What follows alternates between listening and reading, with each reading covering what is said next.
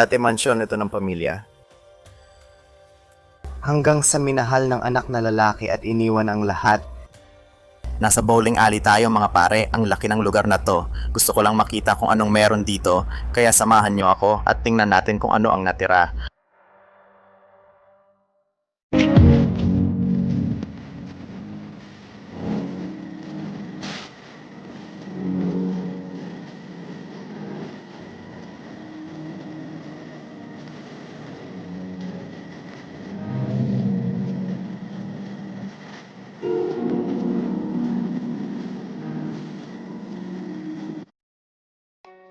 Sabi ng lokal na kwento, nagsimula ang complex bilang parte ng hotel na pagmamay-ari ng pamilya. Orihinal na itinayo at pinatakbo ang gusali ng isang pamilyang Tsino na matagal nang nasa industriya ng hotel at pagtanggap ng bisita. Sa mabilis na pag-unlad sa paligid ng Beijing, umunlad ang ari-arian bilang marangyang resort para sa bakasyon, events at malalaking pagtitipon. Sa paglipas ng panahon, naipasa ang pagmamay-ari sa anak na lalaki ng pamilya na nagmana ng hotel at ng responsibilidad na ipagpatuloy ang negosyo. Kamusta mga tol? Welcome sa channel. Ako si Steve Ronin, naglalakbay sa Epic Adventures. Ngayon, nasa isang abandonadong ghost town tayo malapit sa Beijing. I-explore natin ang lugar na ito na puno ng abandonadong apartment, hotel at resort. Ngayon, itong resort na ito ang pinakasikat na resort dito sa labas ng Beijing. Maraming tao ang pumupunta rito para magbakasyon. Ngayon, bakanting gusali na lang ito kaya excited ako dahil mukhang maraming astig na litrato ang pwedeng kunan dito. Maganda at kakaiba ang arkitektura dahil European style kaya nakakatuwang makita. Isang bagay na di mo inaasahan makita dito sa China. Bago magsimula ang adventure mga kaibigan, i-like ang video at i-on ang notification bell. Huwag palampasin ang mga adventure at pag-explore ko ngayong taon, lalo na sa China series. I-on lang ang notification bell, 1 segundo lang yan. Nakita ko ang lugar na ito at napaisip kung paano nalilimutan ang ganito kalaking bagay. Mula sa malayo, parang hindi na totoo, parang hindi talaga ito nababagay dito. Sa wakas, nakarating na kami sa lugar. Nakapunta na ako sa ilang abandonadong komunidad sa China. Pero ito, ang astig talaga kasi nasa ibabaw siya ng parang maliit na bangin. Sige.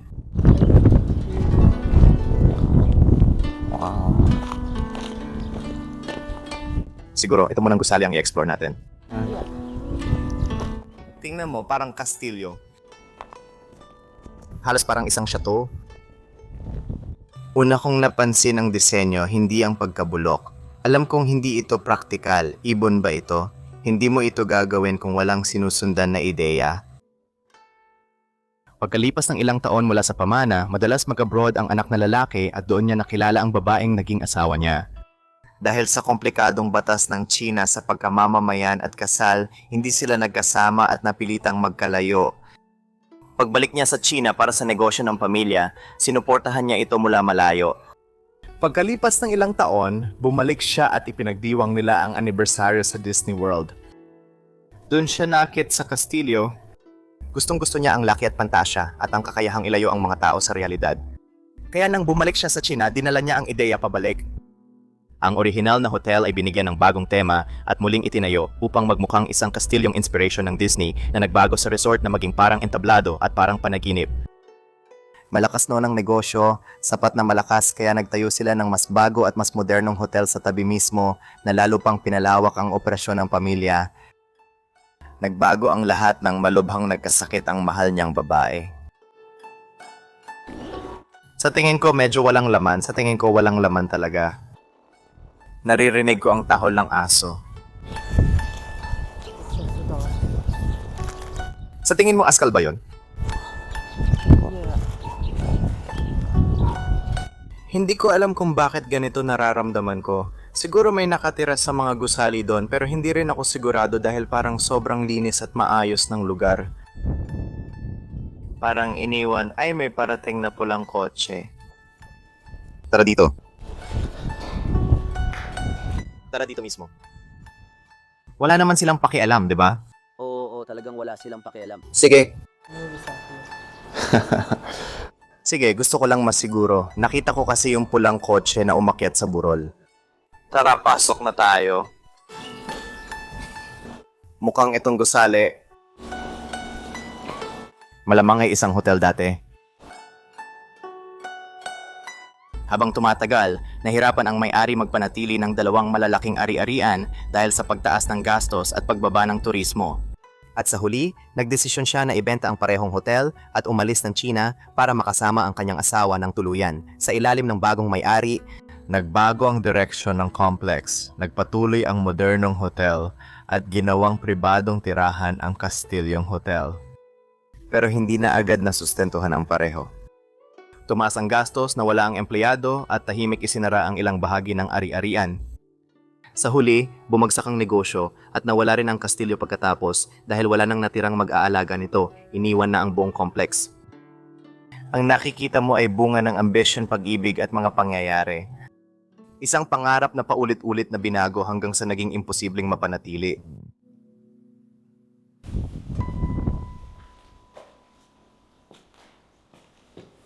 Pakiramdam ko parang pwede sanang gawing game room ang kwartong ito. Oh, ano yon? Parang may nakita akong kuting. Subukan nating lapitan yon. Wow, ang daming basura dito. Pakiramdam ko parang ito ay dating parang shooting range. Wow. Parang dati itong bulwagan para sa handaan. Grabe, siguro napakaganda nito nun. Nung mga panahong yon, may nakita akong dumaan dito. Siguro talagang natatakot sila. Hello? Mukha talagang ardilya, hindi pusa. Nagtatago lang siya dyan, sigurado ako.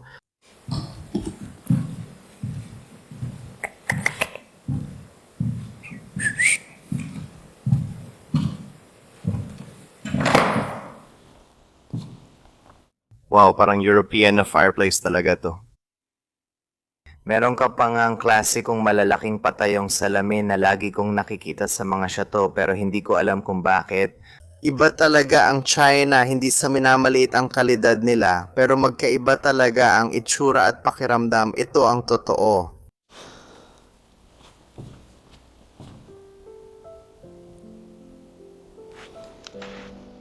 Sige, grabe.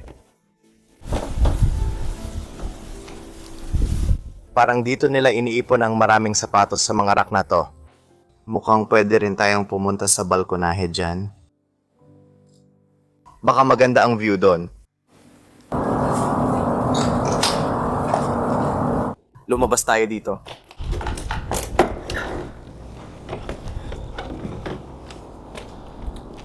Wow, dito pala ang pool.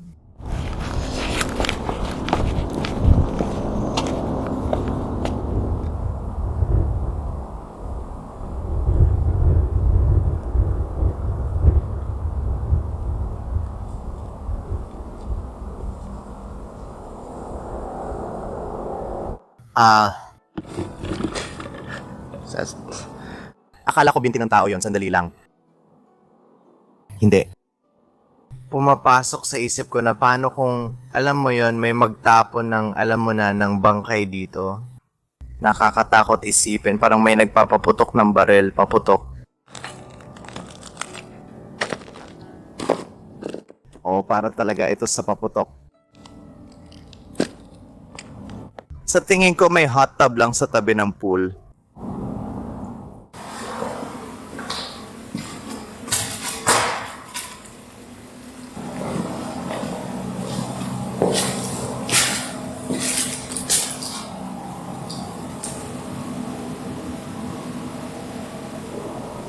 Meron kang babaeng ito, mukhang nagpapagawa siya ng apoy, tapos yung lalaking ito naman ay nagme-meditate. Mukhang maganda itong lugar na ito para bisitahin, kaya halos lahat ng nasa ground floor ay na-check na namin. Oo, medyo nadismaya ako kasi parang abandonadong mansion, pero masaya pa rin mag-explore dito dahil sa laki at arkitektura. Nag-e-enjoy pa rin ako dito kahit walang laman. Sabihin nyo sa comments kung ano sa tingin nyo. Gusto nyo rin ba ang mga ganitong lugar? O sa tingin nyo kailangan may laman sa loob? Marami talagang gusali dito at gusto ko mag-explore ng ghost town dahil kakaibang pakiramdam. Sana maipakita ko sa video yung payapang ambience at atmosphere para sa inyo. Sige, akyat tayo sa ikalawang palapag. Sa tingin ko nandun din si Raven. Mga tol. Hindi maganda ang ikalawang palapag, sobrang kalat, kaya akyat na lang tayo sa ikatlong palapag. Pagkatapos, subukan nating tuklasin ang ibang gusali sa paligid. Nasa maliit akong balkonahe ngayon, yung nakita natin mula rito. Sana nag-enjoy kayo sa video. Kung oo, siguraduhin i-like nyo ang video. Mag-iwan din kayo ng komento sa ibaba. Ano ang masasabi nyo tungkol sa lugar? Marami akong magandang litrato ng lugar na ito. Mahilig talaga akong mag-explore at kumuha ng larawan ng mga abandonadong mansyon. Kung gusto nyong makita, i-follow nyo ako sa Instagram o Facebook bilang Steve Ronin. Simulan na nating umakyat sa ikatlong palapag tapos tingnan natin ang ibang gusali sa paligid. Parang walang masyadong interesante sa ikalawang palapag, ano? Nakakuha ako ng magagandang litrato. Gusto ko ang kulay sa ikalawang palapag, lalo na ang pula at mustasang dilaw. Sige, nandito na tayo sa pinakataas. Mukha na itong parang attic. Sa tingin ko, walang tao na tumitira dito sa itaas, kaya parang attic lang talaga ito. O baka isa lang itong private room na pwedeng i-book sa gabi. Siguro kung may malaking pamilya ka or malaking celebration, pwede itong maging premium suite, parang para sa pamilya. Ito ang family suite. Iniisip ko lang, parang may 10 tao na magpapalipas ng gabi dito sa itaas. Astig kasi may 2 panig kang pwedeng daanan palabas para makalanghap ng fresh na hangin. Pero sa kabila may isang bagay ding astig. Tingnan nyo ito mga pare. Isa itong estatwa ng anghel pero ang ganda ng itsura niya dito sa lugar na to. Parang hindi galing sa mundong ito. Parang nawala ako sa realidad nung nakita ko to. Magpapalitrato talaga ako sa estatwa na to. Pininturahan sila, may susi siya. Parang natatanggal ang braso niya. Tignan mo, ginawa nila. Siguro props ito sa pelikula.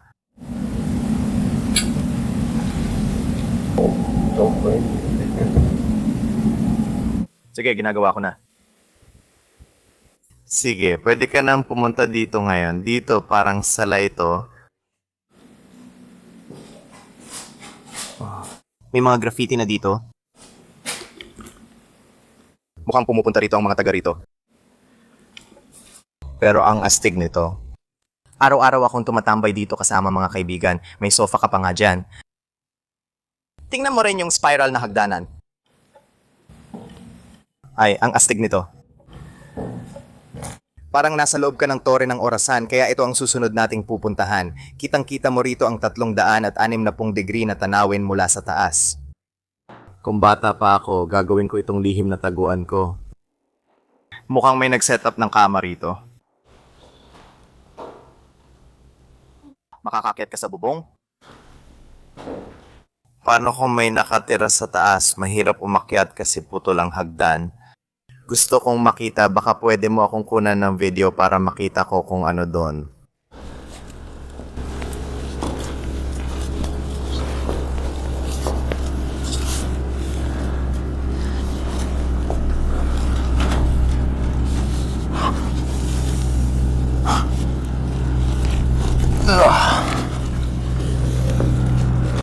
Ay wow, makakaakyat ka. Makakaakyat ka dito. Pero delikado bumaba pero kaya. Pero hindi, pwede ka lang maglakad sa bubong.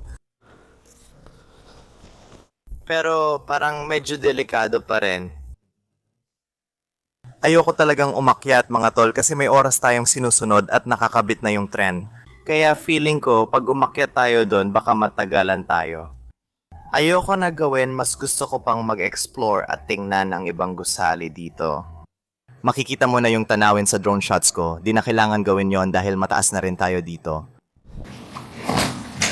Baba na ako sa basement para kunin ang flashlight ko. Salamat kay Ace Beam sa pagbibigay ng flashlight na ito.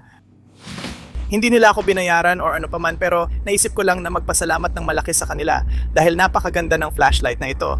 Ito ang Ace Beam Defender PD7. Grabe ang lakas ng flashlight na ito. Na-distract pati face tracking ko dahil dito. Kaya lang, medyo nakakatakot talaga sa basement. Kaya tuwing mag-explore ka ng abandonadong lugar, kailangan mo ng maayos at mapagkakatiwala ang ilaw. At lubos kong nire-recommenda ang Ace Beam para dyan.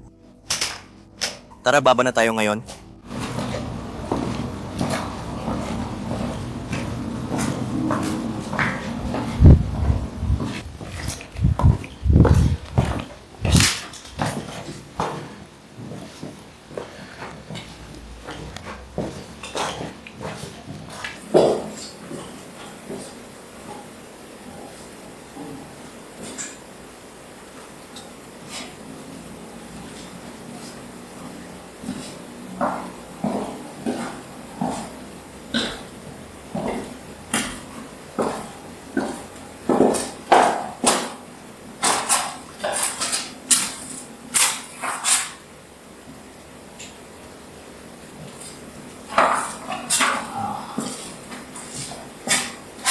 Kaya tingin ko sa basement ang maliit nilang bar area.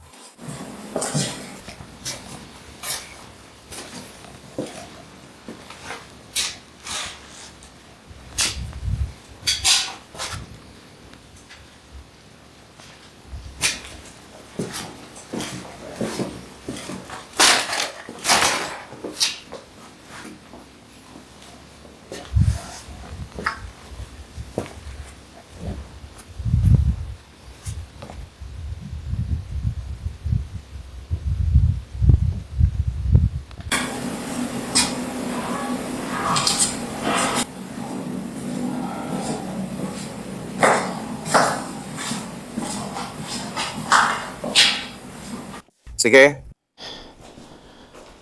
Oo, puro kagamitan at muebles lang ang nakakalat dito. Karamihan ng mga kwarto ay imbakan.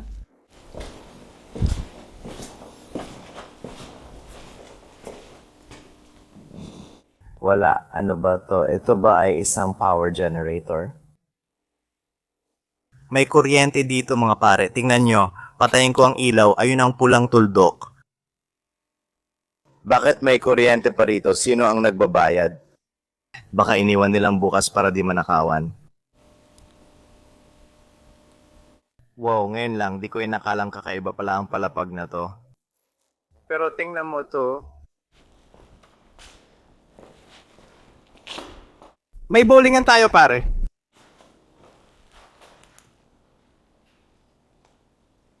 Narito ang bowling pin at bola. Kung gusto mo, pwede kang mag-bowling ngayon at dito mo makikita ito. Heto ang dashboard.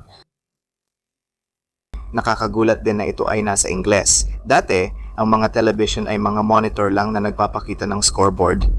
Ayon sa tunog mula sa gusali, parang may binabasag silang salamin. Siguro, hindi lang sa Amerika kundi sa buong mundo, may mga pumapasok sa abandonadong gusali at naninira ng gamit.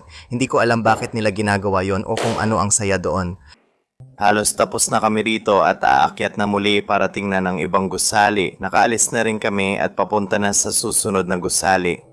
May maliit na daan na nilalakaran ko at sa gitna ng mga gusaling ito ay may napakagandang fountain. Tingnan mo kung gaano kalaki yan, sobrang laki talaga. Wow, may mga estatwa ng sirena. Ang astig nun. Gusto ko yon. Gusto kong ikwento ang nangyayari sa buhay ko. Oh, halos ganon. Nasa China ako ngayon, Abril, at dito na ako mula Pebrero. Pinapayagan lang ako ng visa ko manatili dito ng 60 araw, kaya nung isang linggo, lumipad ako sa ibang bansa bago bumalik sa China. Mangyayari ito sa mga susunod na araw, kaya nagpa siya akong maging produktibo. Kung aalis ako, mas okay nang mag-explore at mag-shoot ng video para sa inyo bago ako umalis ng China. Oo, ang susunod kong biyahe ay sa Taiwan at sobrang excited ako. Baka mga 10 araw ako ron at di ko pa alam ang susunod. Kapag umaalis ako ng China, nag-e-explore ako ng ibang bansa at tumitira ron ng 1 buwan bago bumalik dito ng 2 buwan. Huling 2 buwan ko na dito sa China ngayong taon. Mamimiss ko ito at may ilan pa akong gustong bisitahin na lugar dito. Kaya tingin ko kailangan ko pa ng kahit 2 buwan bago umalis at bumalik sa Amerika. Kung gusto ninyong mag-explore ako ng ibang bansa, mag-comment lang kung saan ninyo gusto akong pumunta. Inisip ko baka Indonesia o Malaysia pagkatapos ng Taiwan, depende sa inyo. Pero silipin muna natin ang huling gusali. Gusto kong magmadali dahil mukhang walang laman kaya dito masyadong cinematic. Hindi ako kukuha ng litrato maliban kung may magandang makita, mabilis ko lang ipapakita sa inyo.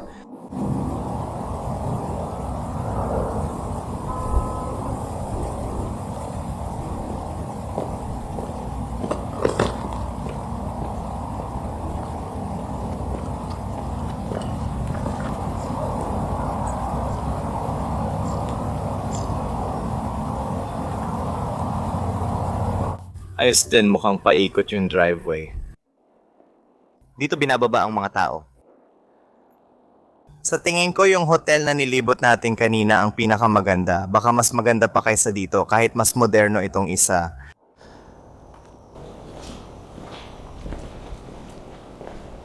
Wow. Malaki ang lounge na ito. Kailangan kong kumuha ng litrato dito. Si Raven nag-explore na sa taas. Malawak ang lugar na ito. Grabe. Kung iisa-isahin ko lahat ng kwarto, aabutin siguro ako ng 2 oras pa. Pero ang maganda, pare-pareho lang naman ang itsura ng mga kwarto. Baka iba ang itsura ng taas. Pero ayun, gaya ng sabi ko, kailangan ko pang sumakay ng tren mga 3 oras mula ngayon, kaya Kailangan ko na lang tapusin ito dito ng mabilis gamit ang lumang paraan ng pag-vlog, kaya i-vlog ko na lang. Siguro hindi masyadong cinematic dito, pero sa totoo lang, wala naman akong nakikitang bagay na maganda para sa cinematic dito sa building na to. Boring dito, mas gusto ko yung isa. ipinapakita lang nito na medyo boring ang mga modernong bagay. Mas gusto ko yung mga luma na may mga detalye at arkitektura gaya ng nakikita mo. Ganito ang itsura. Sa isang kwarto sa unang palapag, halos walang laman.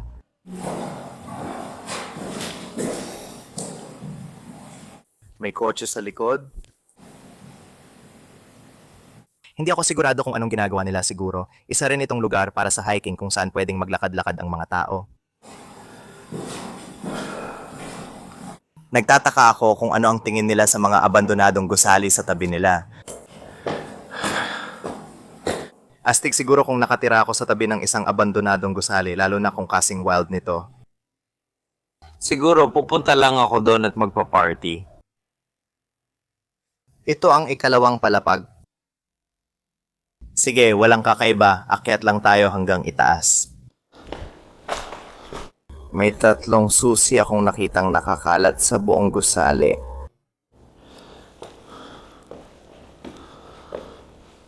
Nasa huling palapag na tayo. Sa tingin ko may mga taong papasok dito.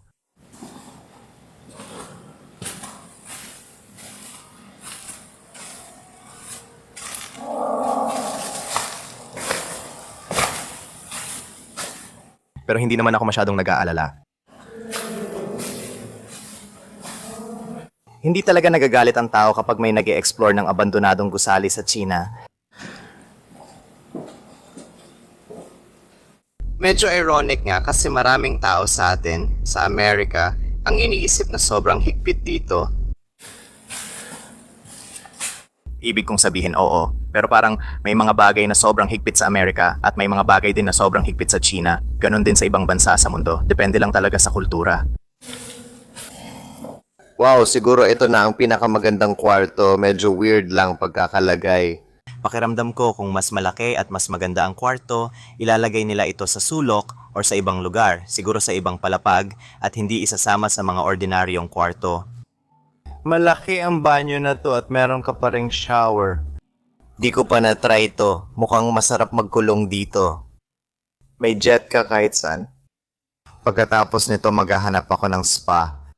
Mahaba-haba na rin ang mga araw na lumipas at hindi ako nakatulog at hindi rin ako kumain buong araw kaya kailangan ko talagang magpahinga pagkatapos nito, mag-explore. Nakakita ako ng polyeto. Sa tingin ko ito ang dating tawag sa lugar na ito, ang Mon Wine Manure. May wine tasting din pala dito. Ha? Ganyan pala dati ang itsura nito. Grabe. Ngayon, parang 5-star resort na ito. Kaya pala sabi ni Raven, dito dati pumupunta ang maraming tao. Alam mo sa itsura ngayon, parang talaga ba pero ipinapakita ng mga litrato na ganon-ganon. Itong kwarto na ito rin. Maganda ang kwarto sa kanto. Makikita natin ng maayos ang ibang gusali.